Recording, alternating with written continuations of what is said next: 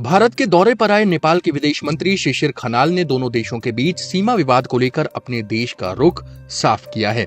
शिशिर खनाल ने एक press conference में कहा कि नेपाल ने भारत और चीन दोनों को आधिकारिक नोट के जरिए बता दिया है कि वो जमीन उसकी है और ये उसका ऐतिहासिक दावा है। हालांकि उनका देश इसे कूटनीतिक प्रक्रिया के जरिए सुलझाना चाहता है। आज पहली खबर में बात भारत नेपाल सीमा को लेकर पैदा हुए ताजा विवाद और उसके बाद के घटनाक्रमों की।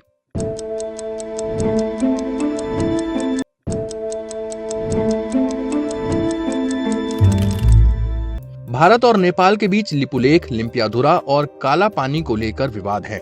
इस विवाद का एक पहलू चीन से भी जुड़ा हुआ है। शिशिर खनाल ने कहा, हमने भारत और चीन दोनों को आधिकारिक कूटनीतिक नोट के माध्यम से अपना रुख स्पष्ट कर दिया है। हमने दोनों देशों से कहा है कि वो जमीन हमारी है, यही हमारा ऐतिहासिक दावा रहा है। सीमा विवाद लंबे ऐतिहासिक विरासत का हिस्सा है, विशेष रूप से भारत नेपाल सीमा विवाद। हम इन मुद्दों को कूटनीतिक प्रक्रिया के जरिए सुलझाना चाहते हैं।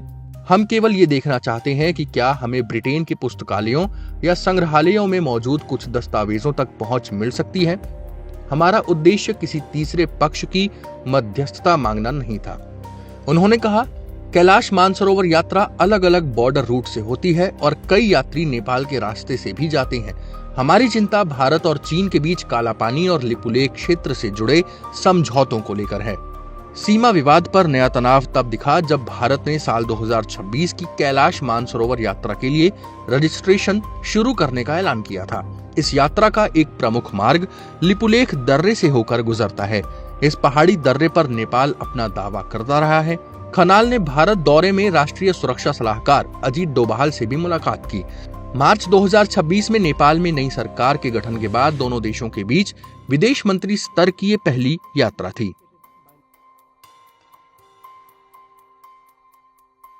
भारत ने खनाल की यात्रा पर प्रतिक्रिया व्यक्त करते हुए कहा, नेबरहुड फर्स्ट पॉलिसी के तहत नेपाल भारत का एक प्रमुख साझेदार है। इस यात्रा ने दोनों मित्र देशों के बीच नियमित उच्च स्तरीय संपर्क की परंपरा को और मजबूत किया है। इस यात्रा ने दोनों देशों के लोगों की आकांक्षाओं को पूरा करने के लिए द्विपक्षीय साझेदारी को और मजबूत करने के लिए बातचीत का मौका दिया।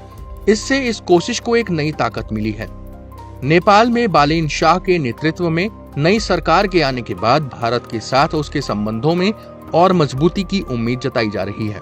खनाल से पहले नेपाल में सत्ताधारी राष्ट्रीय स्वतंत्र पार्टी के अध्यक्ष रवि लामिछाने ने भारत आकर प्रधानमंत्री नरेंद्र मोदी से मुलाकात की थी। खनाल के दौरे के बाद ये उम्मीद जताई जा रही है कि जल्द ही प्रधानमंत्री बालेन शाह भी भारत का दौरा कर सकते हैं। 18 जून 2020 को नेपाल के संविधान में संशोधन कर देश के राजनीतिक नक्शे को अपडेट किया गया। संशोधन के बाद नेपाल के मानचित्र में रणनीतिक रूप से 3 अहम क्षेत्र लिपुलेख, कालापानी और लिम्पियाधुरा दिखाए गए थे।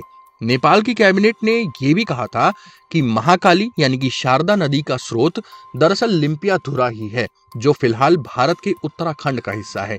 लिपुलेख, लिम्पियाधुरा और कालापानी पर नेपाल के दावे को भारत खारिज करता रहा है। भारत हमेशा कहता आया है कि लिपुलेख, कालापानी और लिम्पियाधुरा उसके इलाके में आते हैं। नेपाल में ये एक बेहद संवेदनशील मुद्दा है। साल 2020 में इस मुद्दे पर नेपाल में हिंसक प्रदर्शन भी हुए थे।